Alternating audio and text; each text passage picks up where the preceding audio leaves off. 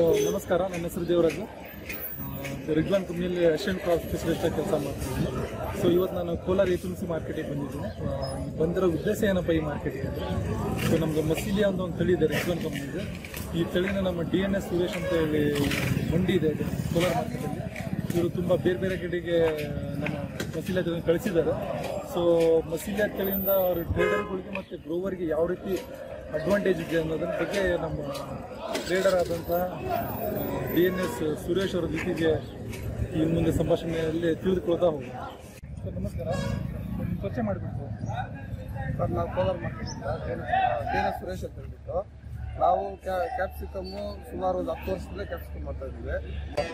ಎಲ್ಲ ತಳಿಗೂ ತಗೊಳ್ತೀವಿ ಸರ್. ಎಲ್ಲ ತಳಿಗೂ ಬರ್ತದೆ, ರೈತರಿಂದ ನೇರವಾಗಿ ಬರೋದು. ಈ ಮಾರ್ಕೆಟ್ಗೆ ರೈತರಿಂದ ನೇರವಾಗಿ ಬರ್ತದೆ. ಈ ಎಲ್ಲ ತಳಿಗೂ ಮಾಡ್ತೀವಿ. ಸೊ ಇದೀಗ ದಿನಗಳಲ್ಲಿ ನೀವು ಈಗ ರಿಗ್ವಾನ್ ಮಸೀಲಿ ಅಂತ ಒಂದು ತಳಿ ಬರ್ತಾ ಇದೆ ಸರ್, ಬರ್ತಾ ಇದೆ. ರಿಗ್ವಾನ್ ಮಸೀಲಿ ಬರ್ತಾ ಇದೆ. ಸೊ ಅದ್ರ ಬಗ್ಗೆ ನಿಮ್ಮ ಒಪಿನಿಯನ್, ನಿಮ್ಮ ಮಸೀಲಿ ತಳಿ ಹೆಂಗಿದೆ, ಇಲ್ಲೆಲ್ಲಿ ಕಳಿಸ್ತಿದ್ದಾರೆ ಸರ್? ಬೇರೆ ತಳಿಗೆ ಅಂದರೆ ಬೇರೆ ತಳಿಗೆ ಈ ತಳಿಗೆ ಡಿಫ್ರೆನ್ಸ್ ಏನಿದೆ ಅಂದರೆ, ಇದು ಕಲ್ಕತ್ತಾ, ಬಾಂಗ್ಲಾ ಆ ಕಡೆ ಲಾಂಗ್ಗೆ ಚೆನ್ನಾಗಿರ್ತದೆ. ರೇಟು ಒಂದು 5 ರೂಪಾಯಿ ಹೆಚ್ಚುವರಿನೇ ಇರ್ತದೆ, 5 ರಿಂದ 6 ರೂಪಾಯಿ ಹೆಚ್ಚುವರಿನೇ ಇರ್ತದೆ. ಬೇರೆ ತಳಿಗೆ ಈ ಚೆನ್ನೈ, ಈ ಆಂಧ್ರ ಮಾರ್ಕೆಟಿಗೂ, ಬೆಂಗಳೂರು, ಇನ್ನೊಂದು ಮತ್ತೊಂದು ಇವತ್ತು ಹೋದ್ರೆ ಒಂದಿನ 2 ದಿನ ಅದು ಕ್ಲೋಸ್ ಆಗುತ್ತದೆ. ಇದಂದರೆ ಒಂದು 5 ದಿನ 6 ದಿನ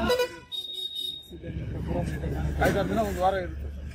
ದೂರ ದೂರ ಪಾರ್ಸಲ್ಗೆಲ್ಲ ಇದೆ. ದೂರ ಕಳಿಸ್ಬೇಕಪ್ಪ ಅಂದರೆ ಮಸೀಲಿ ಕಳ್ಸೋದು ಅವ್ರು ತಗೊಳ್ಳೋದು ಇದೆ. ಬಾಂಗ್ಲಾ ತಗೊಳ್ಳೋದು ಬಸ್ ಇದೆ. ಸರ್, ಈಗ ನೀವು ಟ್ರೇಡರ್ ಮಸೀಲಿ ಪರ್ಚೇಸ್ ಮಾಡ್ತಿದ್ದೀರಾ, ಮಸೀಲಿ ಯಾವ ಕ್ಯಾರೆಕ್ಟರ್ ನಿಮಗೆ ಟ್ರೇಡರ್ಗೆ ಉಪಯೋಗ ಆಗ್ತದೆ? ಸರ್, ಇದು ಯಾವ ಥರ ಇದೆ ಅಂದರೆ, ಕಾಯಿ ಗಟ್ಟಿ ಇರ್ತದೆ, ಶೇಪ್ ಚೆನ್ನಾಗಿರ್ತದೆ. ತಿರುಗಿ ಇಲ್ಲಿಂದ ಬೇರೆ ಕಡೆ ಲಾಂಗ್ ತಗೊಂಡು ಹೋಗ್ತಾರಲ್ಲ, ಅವ್ರಿಗೆ ಏನಾಗುತ್ತೆ ಅನುಕೂಲ ಅಂದರೆ, ಈಗ 5 ದಿನ 6 ದಿನ ಆಗುತ್ತೆ. ಕಲ್ಕತ್ತಾ ಬಾಂಗ್ಲಾಗ ಹೋಗುತ್ತೆ, ಕಲ್ಕತ್ತಾ ಹೋಗ್ರೆ 5 ದಿನ ಆಗುತ್ತೆ. 5 ದಿನದಲ್ಲಿ ಏನಾಗುತ್ತೆ ಅಂದರೆ, ಅಲ್ಲಿ ಒಂದಿನ ಅಲ್ಲಿ ಇಟ್ಕೊಂಡು ಮಾಡ್ಬೇಕು. ಅದಕ್ಕೆ ಚೆನ್ನಾಗಾಗುತ್ತೆ. ಇದು ಅನುಕೂಲ. ಅಲ್ಲಿ ತಿರುಪದಲ್ಲಿ ನಿಮ್ಮನ್ನು ತಗೊಳ್ಳೋರು ಕೂಡ ಯಾವುದೇ ರೀತಿ ಡ್ಯಾಮೇಜ್ ಬರೋಲ್ಲ. ಬೇರೆ ತಳಿಗೆ ಹಾಕಿದ್ರೆ ಏನಾದರೂ ಅಷ್ಟೊಂದು ಇದನ್ನೆಲ್ಲ ಡ್ಯಾಮೇಜ್ ಬರುತ್ತೆ. ಅದಕ್ಕೆ ಅವ್ರು ತಗೊಳ್ಳೋದೇ ಇದು, ಬೇರೆ ತಳಿ ತಗೊಳ್ಳೋಲ್ಲ. ಅದಕ್ಕೆ ರಿಜ್ವಾನೇ ತಗೊಳ್ಳೋದು. 5 ರೂಪಾಯಿ ಜಾಸ್ತಿ ರೇಟ್ ಕೊಟ್ಟು ರಿಜ್ವಾನ್. ಸರಿ ಸರ್, ಇವಾಗ ನೀವು ಈಗ ಬೇರೆ ವೆರೈಟಿ ಕಂಪೇರ್ ಮಾಡಿದರೆ ಮಸೀಲಿಯಾಗೆ 3 ರಿಂದ 5 ರೂಪಾಯಿ ಹೆಚ್ಚಿಗೆ ಕೊಡ್ತೀರಾ. ಸೊ ಯಾವ ಕಾರಣಕ್ಕೋಸ್ಕರ ನೀವು 3 5 ರೂಪಾಯಿ ಹೆಚ್ಚಿಗೆ ಕೊಡ್ತೀರಾ ಸರ್? ಅದು 3 ರೂಪಾಯಿ 5 ರೂಪಾಯಿ ಯಾಕೆ ಹೆಚ್ಚಿಗೆ ಕೊಡ್ತೀವಿ ಅಂದರೆ, ಇದು ಕನಿಷ್ಠ ಪಕ್ಷ 5 ದಿನ ಆಗೋದಿಲ್ಲ ಸರ್. ಇದು ರಿಜ್ವಾನ್ ಬೇರೆ ತಳಿಗೂ ಏನಾಗುತ್ತೆ ಅಂದರೆ, ಒಂದಿನ 2 ದಿನ, 3ನೇ ದಿನಕ್ಕೆ ಡ್ಯಾಮೇಜ್ ಬರುತ್ತೆ. ಡ್ಯಾಮೇಜು, ಇನ್ನೊಂದು ಮತ್ತೊಂದು ಕೊಳೆ ರೋಗ, ಕೊಳೆ ಇದೆಲ್ಲ ಬರಲ್ಲ. ಇದರಲ್ಲಿ ಏನಂದರೆ ಡ್ಯಾಮೇಜ್ ಬರಲ್ಲ. ಒಂದು 5 ರಿಂದ 8 ದಿನ ಇರುತ್ತೆ. ಹೆಂಗಿರುತ್ತೆ ಹಂಗೆ ಇರುತ್ತೆ. ಸ್ವಲ್ಪ ಮೆದು ಬರ್ಬೋದು ಅಷ್ಟೇ. ಅದು ಬೇರೆ ಕಡೆ ಮಾರ್ಕೆಟಿಗೆ ಹೋಗೋದಕ್ಕೆ ಇವಾಗ ವ್ಯಾಪಾರಸ್ಥನಿಗೆ ಖರೀದಿ ಮಾಡ್ತಾರಲ್ಲ, ಆ ವ್ಯಾಪಾರಸ್ಥನಿಗೆ ಯಾರು ಖರೀದಿ ಮಾಡ್ತಾರೋ ಇದರಲ್ಲಿ ಲಾಸ್ ಬರಲ್ಲ. ಯಾಕಂದ್ರೆ ಅವ್ನಿಗೆ ಅಲ್ಲಿ ಉಳಿದ್ರೆ ದುಡ್ಡು ಆಗ್ತಾ ಇಲ್ಲ. ಅಲ್ಲಿ ಹೋಗಿ ನೀರಾಗೋದ್ರೆ ಏನಾಗುತ್ತಲ್ಲ, ಅದು ಇದಾಗುತ್ತೆ, ಹಂಗಾಗುತ್ತೆ. ಯಾವ್ದಾರ ಮಸೀಲಿಯಾ ಬೆಳೆದಿರೋ ತೋಟ ನೋಡಿದ್ದೀರಾ? ನೀವು ನಿಮಗೆ ಬೆಳೆದಿರೋ ಅನುಭವ ಇದೆ ಮಸೀಲಿಯನ್ನು? ಸರ್, ನಾನು ಬಂದಿದ್ದೀನಿ ಸರ್. 5 ಎಕರೆ ಬೆಳೆದಿದ್ದೀನಿ. 5 ಎಕರೆ ಯಾವತ್ತು ಪ್ಲಾಂಟಿಂಗ್ ಮಾಡಿದ್ವಿ ಸರ್? ನಾವು ಮಾಡಿ ಜನವರಿ ಎಂಡಿಂಗ್. ಎಷ್ಟು ಜನ ಹೋಗಿದ್ವಿ ಸರ್? 48,000. 48,000. ಇವಾಗ ಕ್ರಾಪ್ ಇದೆ ನೀವು?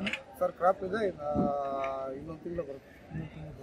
ಸೊ ನಿಮ್ಗೆ ಓವರಾಲ್ ಆಗಿ ನೀವು ಮಸೀಲಿಯಾ ಗ್ರೋವರ್ ಆಗಿ, ಟ್ರೇಡರ್ ಆಗಿ ಬಿಟ್ಬಿಟ್ಟು ಮಸೀಲಿಯಾ ಬೆಳೆಗಾರರಾಗಿ ಏನೇನು ಅಡ್ವಾಂಟೇಜ್ ನೋಡಿದ್ರಿ ಮಸೀಲಿಯಾ ತಳಿಗೆ? ಸರ್, ಮಸೀಲಿ ತಳಿಯಲ್ಲೇ ಇವಾಗ ಬೇರೆ ತಳಿಗೂ ಉಳಿದಿದೆ. ಅದರಲ್ಲಿ ಈಲ್ಡ್ ಕಡಿಮೆ ಇದೆ. ಇದರಲ್ಲಿ ಈಲ್ಡ್ ಚೆನ್ನಾಗಿ ಬರ್ತದೆ.